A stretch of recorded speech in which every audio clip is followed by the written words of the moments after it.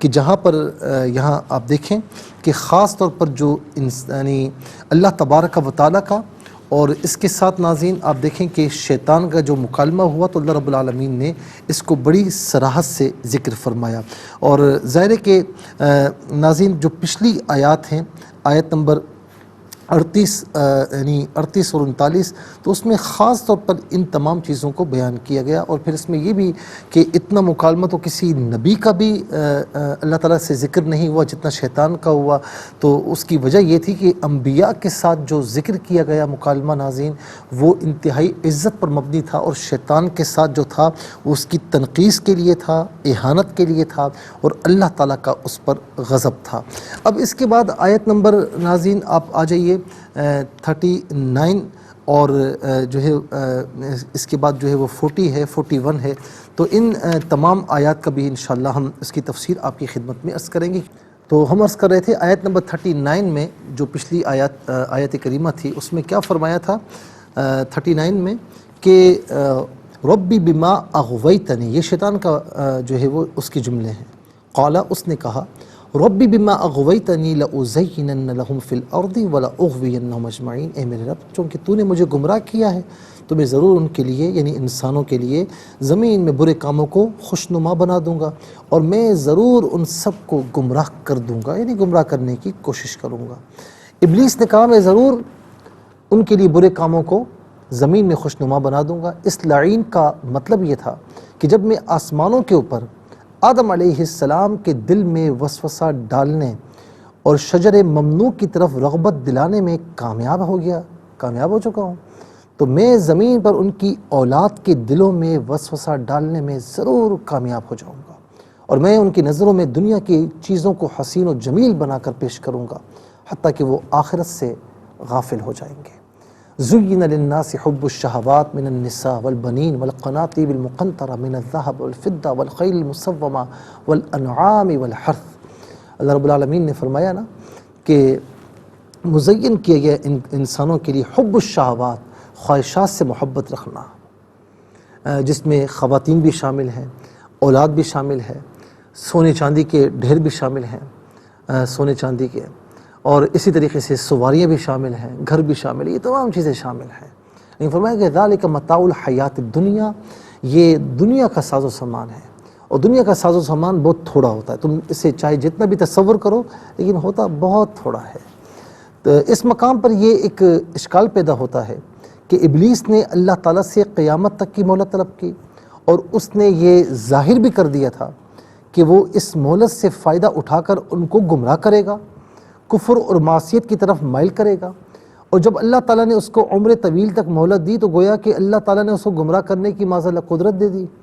اور نیز اکابر انبیاء اور اولیاء مخلوق کو نیکی کی طرف جو اکابر انبیاء ہیں اور اولیاء ہیں وہ مخلوق کو نیکی کی طرف راغب کرنے کی کوشش کرتے ہیں، اور ابلیس ان کو نیکی سے دور کرنے کی کوشش کرتا ہے. تو مصلحت کا تقاضا یہ تھا کہ اللہ تعالیٰ انبیاء اور اولیاء کو باقی رکھتا اور ابلیس اور اس کی ذریات کو فنا کر دیتا تاکہ انسان عبادت کریں اور گناہ نہ کر سکیں.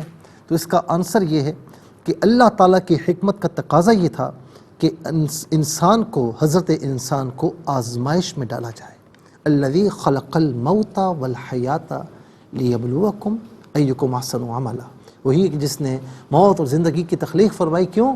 تاکہ وہ جانچ لے، وہ امتحان لے لے، وہ آزمائش کر لے کہ تم میں سے کون اچھے اعمال کرتا ہے. تو ناظرین اس نے نیکی کی طرف دعوت دینے کے لیے انبیاء اور رسول اعظام علیہم السلام کو بھیجا، پھر ان کے بعد اولیاء کاملین علماء اعظام کو پیدا فرمایا، اور بدی کی طرف راغب کرنے کے لیے ابلیس اور اس کی ذریات کو پیدا کیا. اور پھر خود انسان میں بھی دو قوتیں ودیت رکھیں.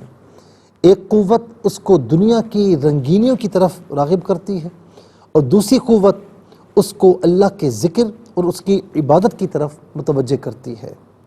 اور انسان کو عقل عطا کی اور اس کو اختیار دیا کہ وہ نیکی اور بدی، ایمان اور کفر کی ترغیبات میں سے کسی ایک کو اختیار کرے.